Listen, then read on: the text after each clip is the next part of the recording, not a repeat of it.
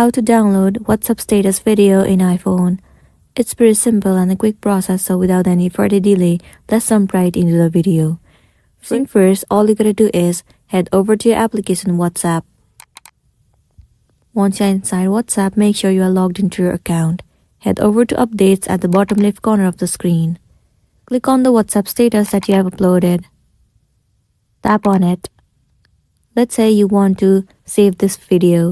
Click on this three dot icon and then tap on save. It says status saved, which means the video has been saved into your gallery. But if you want to save the status of another person, then it is not possible. You can only forward the status but cannot save it. Or else you can simply screen record the video and save it into your gallery. So that's the end of the video. If this video helped you, give it a like and check out our next tutorial. Thank you.